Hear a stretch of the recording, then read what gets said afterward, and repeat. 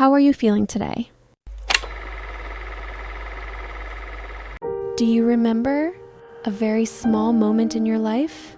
A late afternoon, nothing special, just you standing there, watching the back of someone walking away, their arms swinging gently, the last light of the day falling down so slowly, and suddenly, your heart skipped a beat. No one said goodbye. There was no argument, just that something in their eyes no longer looked toward you. That moment, for some reason, hurt more than an actual breakup. Maybe because it was the first time you felt a fear that was hard to name, the feeling that you were about to be left behind, even though you were still standing right in front of them. You see, people who carry a fear of abandonment always sense the smallest changes. They can read the silence, even the distance that hasn't yet been admitted out loud. And if today you're listening to these words, I want to sit next to you for a moment, like a friend mature enough not to give advice too quickly, just wanting to let you breathe a little deeper, because I know living with that fear is not easy at all. You love wholeheartedly. You give more than what you receive. And sometimes you ask yourself, am I enough for someone to choose me? Or am I just a temporary choice in their life? Those questions don't make you weak. They only show that your heart has lost enough to become sensitive. And every journey begins here. From the moment our heart trembles for the first time, when we place our hope in someone without knowing whether they can hold us or not. You know, if we honestly look back, most love stories begin in a very instinctive way. Not because that person is deep, not because you matched in a strange, magical way, but simply because they looked beautiful in the moment you first saw them. A glance that accidentally touched you, a smile that made your heart tilt a little, a posture, the way they brushed their hair, or simply their presence in a crowded room. Sometimes that's all, but something inside you already opened. And don't blame yourself. Don't think you're shallow. All of us are wired this way. The human brain, whether in the US, Asia, or anywhere, reacts strongly to visual signals first. In the modern dating world, swipe left, swipe right, a single photo sometimes decides whether two people ever get to talk. No one escapes that rule. But there's something very few people tell you. That initial attraction, the thing that makes us flutter, is the thinnest layer of love. It's beautiful, but so fragile that just a few weeks of familiarity, or someone more dazzling by society's standards appearing, and the heart begins to drift. Sometimes, because of this, people with a fear of abandonment feel more anxious during the early stages of love. They fear they aren't beautiful enough, fear of being compared, fear of being replaced, fear that one day someone else will make their partner feel what they once felt. But hey, the first layers of a connection never determine who will stay in the end. Beauty is only what calls us in. It has never been what keeps us together. And from the moment you realize this, the door to the deeper layers of love finally begins to open. There is a moment everyone who has loved has experienced. One very ordinary day. You look at that person and realize you no longer feel the same awe as in the beginning. Not because they're less beautiful, but because your brain has already adapted to their presence. The features that once made your heart stir have now become something deeply familiar. Yet, strangely, it is at this point that love reveals itself the clearest.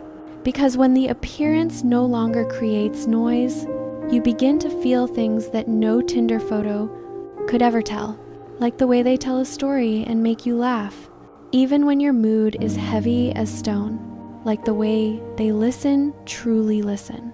Not rushing to interrupt, not judging, just giving you a safe place to say all the tangled things inside. or the way they see the world. Gentle, kind, yet still strong enough to live by their values. Your heart will tremble, not because they're beautiful, but because of how they make you feel when they're present. People who carry a fear of abandonment are very sensitive to this. You don't just want to be loved. You want to be understood, to be seen, to be received, exactly as you are. And what keeps you staying is not appearance, but an invisible harmony in the way two souls face life. Sometimes it's an evening in a small kitchen, the two of you cooking in silence yet still feeling peaceful. Sometimes it's the moment your partner places their hand on your shoulder, gently, right when you need an anchor. Those little things don't show up in the early, overwhelming stage. They only appear when the mist of idealization lifts, so the two of you can truly see each other. And from here, love enters the deeper region, where we're not just attracted, but beginning to connect. Have you ever asked yourself this? That sometimes we don't just love a person, we love who we become when we're beside them. Some people step into our lives so softly, yet they open a different version of us, a version we thought we had lost or never dared to believe we could be. A person who used to be timid suddenly becomes confident when seen with gentle eyes. A person who often doubts themselves suddenly feels strangely lovable because someone truly listens. A person who once thought they were too sensitive suddenly finds that sensitivity touching someone's heart. Beside certain people, we bloom. You see, that's one of the quiet miracles of love. Psychology calls this the emotional mirroring mechanism. We mirror what the other person sees in us. They look at us with respect. We become more composed. They look at us with tenderness. We become softer. They look at us with trust. We begin to trust ourselves. So sometimes we love them not just for who they are, but for the beautiful parts of us that they unintentionally awaken. And this is also why people who fear abandonment hurt more when someone leaves, because they don't just lose a person, they lose the beautiful version of themselves that they became when next to that person. But this same mechanism gives us an important clue to understand love. If someone makes you tighten up to be accepted, to fit in, to be more lovable in their eyes, then you're loving from fear, not from connection. But if someone makes you feel like you can be yourself, naturally, lightly, without adjusting, without pretending, then that love is touching the deepest layer of the heart. And right here, the door to a lasting relationship truly opens. You know, love often begins with emotion, but it survives through things few people want to face. Because when the emotions soften, when the initial beauty no longer overwhelms us, that's when we start seeing each other more truthfully. And for a relationship to stand firm, we need more than butterflies. We need a foundation. Psychologist Dr. John Van calls this the FACES model, a very realistic yet deeply humane way to look at love. F, family, not to judge someone's background, but to understand how they were loved and why they behave the way they do in love. A person raised in coldness will struggle to trust a lasting love. A person who had to take care of themselves from a young age will unconsciously hide their need to be cared for. And a person who has been abandoned will be sensitive to every sign of distance, even the smallest. A, attitude and action, how they respond to problems. Some go silent and walk away. Some become angry. Some choose to sit down and speak honestly. Love isn't measured by the peaceful days, but by how two people face the tired ones. C, compatibility, a deep inner harmony, life values, views on family, ways of resolving conflict, future goals. Because loving someone is easy, but living a lifetime of shared principles is incredibly hard. Experience. Past relationships, unhealed wounds, lessons not yet understood. We don't enter love only with who we are now. We bring our entire inner history with us. S. Skills. The skills to love. It sounds strange, but love also requires skills. Communication, empathy, emotional regulation, knowing how to protect ourselves without hurting each other. When we see love through the face's lens, we suddenly understand that love isn't just having feelings. It is a conscious choice, a mature decision, a quiet commitment that says, I want to truly understand you, and I want you to understand me too. People who fear abandonment often love wholeheartedly, but forget to check whether the relationship has enough foundation to be safe for them. And the initial sparkle sometimes blinds the signals that reason needs to see. But when we're brave enough to examine these elements, we're preparing ourselves for a love that is not only beautiful, but lasting. And from here, the question returns to your heart. Maybe more than once in your life, you've received that question from someone. What do you think? I love you for what? Or maybe you were the one who asked. It sounds light, but underneath that question is a very big longing. The longing to be seen, to be chosen, to be looked at more clearly than a polite compliment. Psychology calls this the need for recognition, a very high layer in Maslow's hierarchy. When a person has passed the basic needs, what they crave the most is not safety, but the feeling that their presence has meaning to someone. And for people who carry a fear of abandonment, that feeling is even stronger, because once they waited for someone to return, and that person never did. So when they ask, what do you love me for? They don't want to hear a list. They don't want generic compliments. Because you're smart, because you're beautiful, because you're kind. Those words, even if true, make them feel easily replaceable, because there are millions of smart people out there, millions of more beautiful smiles, countless other kind hearts. People don't need to hear what is correct. They need to hear what is unique. The small things, the very small things, that only someone who truly pays attention would notice. I love the way you held that little cat in front of the shop that day, as if you were holding the whole world. I remember the moment you tried to hide your worry with a smile, and I knew how strong you were being. I love the way you folded the towel so carefully for someone else, even though no one asked. Only those things make us feel irreplaceable, impossible to swap with anyone else. You see, what makes our heart tremble is not praise, but being recognized. Right at the place where we are weakest, right at the place we thought no one could ever see. And sometimes, the person asking that question doesn't just want to know what they're loved for. They want to know whether they are safe in this love. Because after all, what we fear the most has never been hurt. What we fear the most is that one day, someone chooses to leave, and we don't know why. And from that very fear, love enters a testing ground that not everyone is brave enough to face.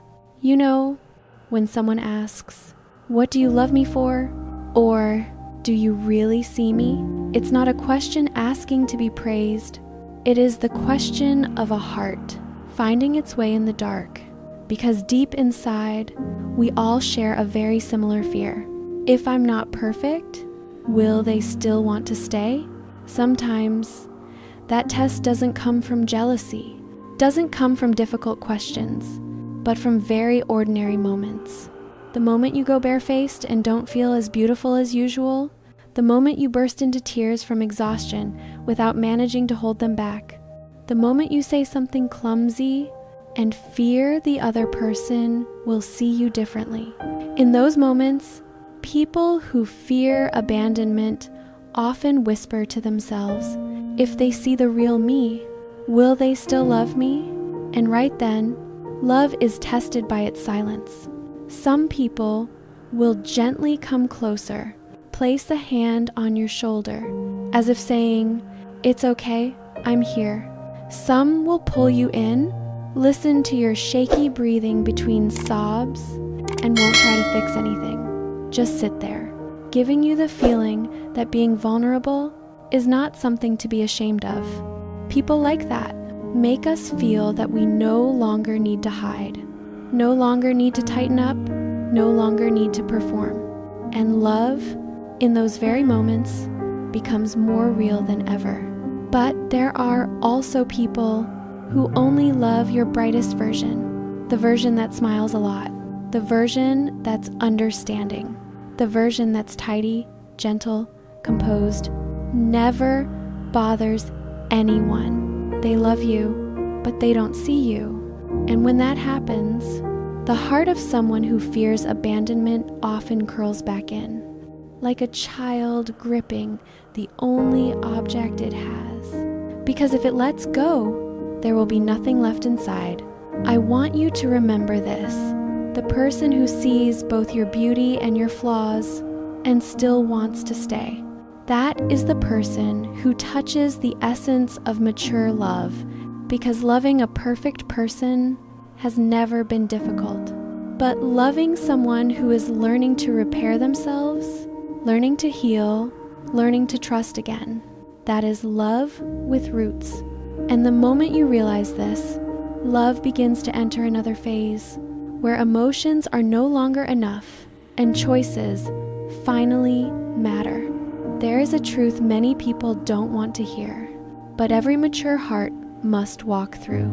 Loving someone is easy. Keeping a love is unbelievably hard, because emotions, no matter how intense, cannot keep two people together without the choices made day after day. Choosing to sit down and talk when both are tired and just want to hide in silence. Choosing to set the ego aside a little to look at the wound instead of the mistake. Choosing to stay and listen to the rest of the story, even when you've had a discouraging day yourself. Choosing to say, I'm sorry, not because you're entirely wrong, but because you value the relationship more than winning. Especially for people who fear abandonment, mature love becomes even more important. Because your emotions run high, the place where your fear lives is large.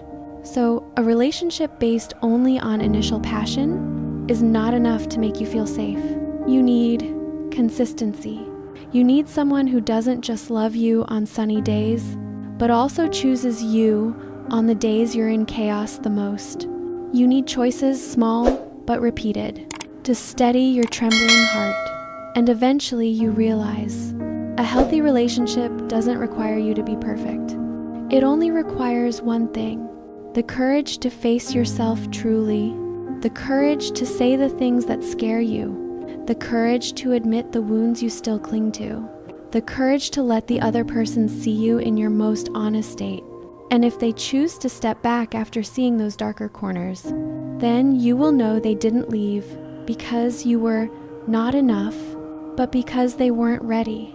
Not ready to love a real human being, not ready to love someone with a past, with wounds, with complexity, like all of us. But if they still sit there, still choose to listen, still choose to hold your hand, still choose to learn how to love in the way that feels safe for you, then that is mature love, that the abandonment-fearing heart has been seeking for so long. And at this point, when emotions are full and choices are clear, love steps into its deepest form, the connection of two imperfect souls who still choose to move toward each other. There are relationships in which you don't have to become someone better to be loved. You just have to be yourself, and that is enough. Just like how a house is built, not because two pieces of wood are identical, but because they lean into each other in the right way. Mature love is the same. It doesn't require two people to be alike, but requires two people to know how to walk toward each other whenever distance unintentionally appears. In life, in the U.S., where everyone is busy with work, with deadlines, with trying to survive in a fast-moving society, love becomes even more of a place to breathe. A place where you can take off the heavy shoes after a long day, sit on the old sofa, and know you don't have to perform anymore. Sometimes that person won't say much. They'll just hand you a warm cup of tea from the kitchen. Just turn on the song you loved at 18. Just rest their head on your shoulder while the two of you watch a terrible movie on Netflix. Those tiny details carry the power to soothe parts of you thought could never be calmed. And the beautiful thing is, when one person is anxious, the other can be more steady. When one person feels weak, the other can grow stronger for a moment, not to carry the burden for them, but to remind each other, you're not alone in this. Someone who fears abandonment softens when they feel placed in a safe space, and someone mature in love understands that loving is not about fixing the other person, but about walking beside them, right when they need a shared breath. There's a lovely verse. A home should have two people, one making tea, one reciting poetry, one dreaming, one grounded. Because when you find someone whose rhythm can blend with yours, without either of you losing yourself, that is when love becomes a home. Not a perfect home, but a home with light, with warmth, with two people learning how to lean into each other, without anyone being dissolved. And when emotions are full, reason is clear, connection is deep. The journey leads the listener to the final question, a question not meant to give an answer, but meant to lead them back inside themselves. My dear friend, in the end, perhaps we all realize that love never has an absolute answer. There is no correct formula, no guaranteed safety. No one can promise to hold our hand until the very end. But strangely, even knowing that, we still love, because love is not meant to be explained. It is meant to be felt, to be touched, to see ourselves reflected through another person's eyes. Someone once asked me, "So in the end, why do we love each other?" And I still believe the answer has never lied in a single trait. But in the moment, two souls are brave enough to open a door for each other. We love because we see the best part of the other person, and we also love because they see the best part and the not yet best part of us. We love because in this stormy life, there is someone who makes us want to come home. And we love because beside them, we don't have to hide anything. But more importantly, this isn't a story about them. This is a story about you, about whether you dare to love with your real heart, about whether you dare to step into this journey with maturity, with listening, with courage, not to run away every time your heart aches, and about whether you dare to let someone see a version of you that is imperfect, yet full of worth. Because after all, the greatest love is not when we find someone perfect for us. It is when we find someone who makes us want to become a better version of ourselves every day. So, when this screen turns off, when the room returns to its familiar silence, I want to leave you with one question, a question only you can answer. Are you truly ready to continue writing your own love story?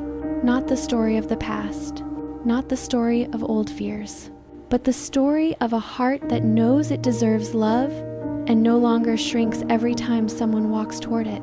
If you're ready, then that journey can begin right in this moment, in the very breath you're holding in your chest,